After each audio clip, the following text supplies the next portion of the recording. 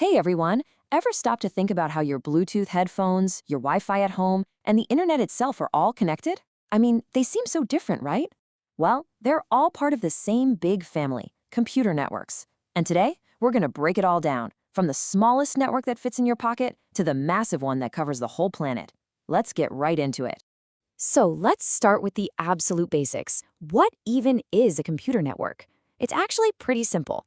It's just a bunch of computers that are connected so they can share stuff, things like a printer or files. And to make sure they all understand each other, they follow a set of rules called protocols. So really, it all just boils down to two big ideas: sharing and communication. All right, now that we know what a network is, let's look at how we classify them. And the easiest, most common way to do that is by their size, the actual geographical area they cover. First up, we have the smallest one, the PAN, which stands for Personal Area Network. This thing covers a super short distance, like just a few meters. The perfect example? Connecting your phone to your Bluetooth headphones. Just like that, you've created a tiny personal network just for you. So whenever you hear PAN, just think personal and really, really close. Taking a step up in size, we get to the LAN, or Local Area Network, and I guarantee you've used one of these. A LAN connects all the devices in one single building, like your house, your office, or your school. Your Wi-Fi at home? That's a classic example of a LAN. Okay, so now imagine a big university campus. You've got the library with its own LAN, the dorms have a LAN, the science building has a LAN.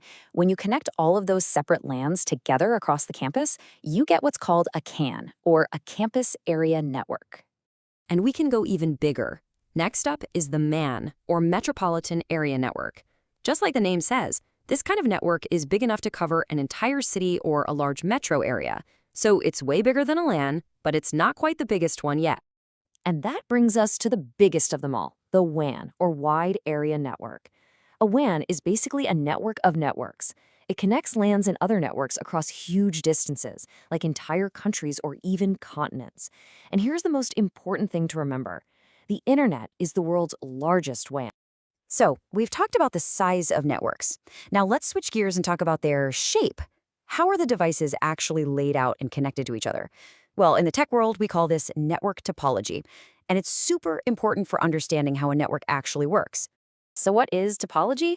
It's just the word we use to describe how all the computers and devices in a network are arranged, either physically or logically. Think of it like the network's blueprint. Let's check out some of the common types.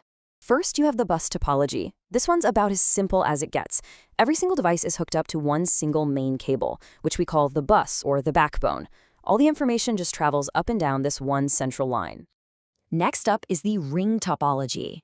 In this setup, every device is connected to exactly two others, one on each side. And what you get is a continuous circle. Data gets passed from one device to the next, going around and around the ring.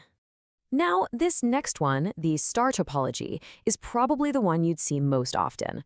All the devices are connected to one central point, something like a hub or a switch. The huge advantage here is that it's reliable. If one cable breaks, it only affects that one device. The rest of the network keeps on working just fine. And then there's the mesh topology. In a mesh network, devices are connected with a whole bunch of redundant links. This makes it incredibly strong and reliable. If one connection fails, the data just finds another way to get where it's going. The only downside? All those extra connections can make it pretty expensive to set up. Okay, so we've got our devices connected and we've arranged them in a certain layout. But how do they actually talk to each other? That's where protocols come in. You can think of them as the rules of communication for the network. A network protocol is really just an agreed-upon set of rules. It's kind of like grammar for a language. Right? We all follow the rules of grammar so we can understand each other. Well, devices on a network follow protocols for the exact same reason, so they can understand each other when they send data back and forth. You see protocols every single day, probably without even realizing it. Two of the most common are HTTP and HTTPS. HTTP is what websites use to send information. But that little S you see in HTTPS, that's a big deal. It stands for secure. It means all the data is encrypted, keeping it safe. This is absolutely critical for stuff like online banking or shopping. But that brings up a really good question. With millions of devices on a network, how does data know exactly which device to go to? Well, the answer is in each device's unique identity. And that identity is made up of its IP address and its MAC address. Now, when it comes to IP addresses, you'll see two versions, IPv4 and IPv6. IPv4 is a 32-bit address, and it's the one you see with 4 sets of numbers separated by dots. IPv6 is much, much bigger. It's a 128-bit address written in hexadecimal with colons. The main thing to remember is that IPv6 allows for way more unique addresses, which we really need now that everything from our phones to our refrigerators is connected to the internet. So, what is the actual difference between an IP address and a MAC address? Let's use an analogy. Think of the IP address like your home mailing address. It's a logical address, and it can change if you move. The MAC address, on the other hand, is like your device's fingerprint. It's a permanent physical address that's built right into the hardware, and it never, ever changes. All right, we're in the home stretch. For our last section, let's quickly look at the actual hardware, the physical devices that make all of this networking magic happen. Two of the most fundamental devices are the hub and the switch. A hub is, well, it's not very smart. When it gets some data, it just blasts it out to every single device that's connected to it. A switch, though, is much smarter. It looks at the data and sends it only to the one device that's supposed to get it. So think of it this way.